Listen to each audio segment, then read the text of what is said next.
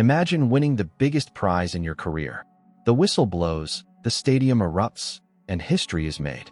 Usually, this is the moment for pure joy, a moment where every player, every fan, and every coach basks in the glory of achievement. But on May 22, 2010, when Inter Milan finally lifted the Champions League trophy, their manager, José Mourinho, wasn't just celebrating. He was quietly saying goodbye, while his players embraced, cheered, and posed for the cameras. Mourinho was already preparing to leave the club that very night, because he knew something almost nobody else wanted to admit. He knew this team had pushed itself so far that it had nothing left to give, not physically, not mentally, not emotionally. Welcome to Beyond 90 Minutes. Today we're diving into the story behind Inter Milan's impossible treble, the treble that almost wasn't enough. This isn't just about winning 3 trophies. It's about a team that walked a tightrope for 9 months and nearly fell off right at the very end. To truly understand the pressure this team faced, we have to go back in time. For 45 years, Inter Milan had been chasing a ghost, the European Cup, an elusive prize that had haunted the club for decades. Their president, Massimo Moratti, had spent over €1 billion trying to bring the trophy back to Milan, just as his father had attempted in the 1960s. Year after year, they failed consistently. Domestically, they dominated. Serie A titles came, but in Europe, they were paralyzed. Not due to lack of talent, but because of a psychological block. The weight of history was crushing. Inter needed someone who didn't care about the past, someone who could rewire the mindset of the entire club. In the summer of 2009, most fans thought Inter had made a huge mistake. They sold Zlatan Ibrahimović, their biggest star, to Barcelona. On paper, losing your best player seems like a step backward, a risky gamble. But sometimes, in football, subtraction can lead to addition. Mourinho didn't want a team built around one superstar. He wanted a machine, a unit where every part worked perfectly, in sync, like clockwork. With the funds from the Zlatan transfer, Inter brought in 4 players who would define the spine of the team. Wesley Sneijder, the creative playmaker; Lucio, the defensive wall; Diego Milito, the lethal goal scorer; and Samuel Eto'o, the champion willing to sacrifice everything.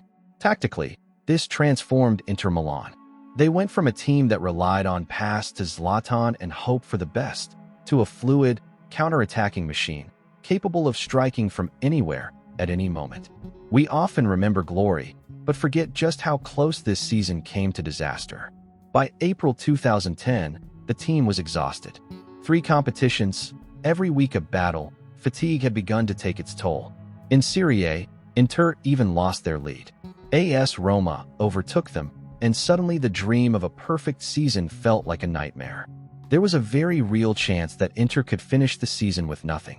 The pressure was immense, but this is where elite mental training matters. Every game, every minute, was treated as a final. The team wasn't panicking. They were calculating, focusing, and executing under pressure. The defining moment arrived in the Champions League semi-final against Barcelona. Inter went into the game with a lead, but everything went wrong almost immediately. Before halftime, midfielder Thiago Motta received a red card. Inter was down to 10 men, over 60 minutes against arguably the best team in the world. From a tactical perspective, what Mourinho did next was extraordinary. He didn't just park the bus, he constructed a fortress. Samuel Eto'o, usually a striker, played almost as a left back. He chased, tackled, and defended relentlessly. Inter maintained structure, discipline, and focus, finishing the match with only 14% possession. Yet, they advanced on aggregate, a tactical masterpiece disguised as defense. After surviving Barcelona, Inter had 3 finals remaining, and this is where Diego Milito became the man of the moment. In just 18 days, Milito scored the winning goal in the Coppa Italia. Then on the final day of Serie A, he scored the title-winning goal. And finally, on May 22 in Madrid, against Bayern Munich, he scored both goals in the Champions League final. He was clinical, composed, and unshakable under the highest pressure. In those moments, his heart rate seemed to slow. Time itself seemed to bend around his ability to finish. Inter had done it. They had won the treble. 3 trophies. A season for the ages. But why do we say this treble almost wasn't enough? Because perfection comes at a price. Every player was physically drained, emotionally exhausted, and mentally spent. The season pushed them to the absolute limit, and Mourinho knew it couldn't be repeated. He left for Real Madrid immediately, knowing the intensity of that cycle could never be replicated. It stands as a reminder that in football, as in life, the line between legendary success and complete failure is incredibly thin. Tactically, Mourinho's Inter was fascinating. They combined defensive rigidity with counter-attacking brilliance. Fluid movement, precise passing, every player understood their role perfectly. Milito was the perfect foil. Sneijder orchestrated attacks. Eto'o's sacrifices allowed defensive balance. Lucio commanded the backline. Each player complemented the other, like gears in a finely tuned machine. The semi-final against Barcelona remains a textbook example of tactical genius under pressure. Possession stats rarely tell the story, but discipline, positioning, and calculated risk made the difference. This season also highlights the human side of football. It wasn't just about tactics, it was about psychology, belief, and the ability to execute when the stakes were unbearable. The treble was historic, yes, but it also marked the end of an era. A reminder that brilliance requires balance, and that human limits are real, even in the world of elite football. José Mourinho's departure was symbolic, not a failure, but acknowledgement of a truth few coaches can accept. Greatness can only last so long, and even the best must know when to step aside. Beyond the trophies, beyond the goals, the story of Inter 2009-10 is about resilience, strategy, and human endurance.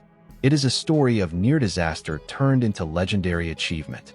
This is why we study teams like this, because they teach lessons beyond football, about preparation, mental toughness, strategy, and the delicate art of pushing just enough, but not too far. If you enjoyed this breakdown of football history and tactics, make sure to subscribe to Beyond 90 Minutes. And tell us in the comments, which moment of the 2009-10 season do you think was the most incredible? We'll see you in the next one.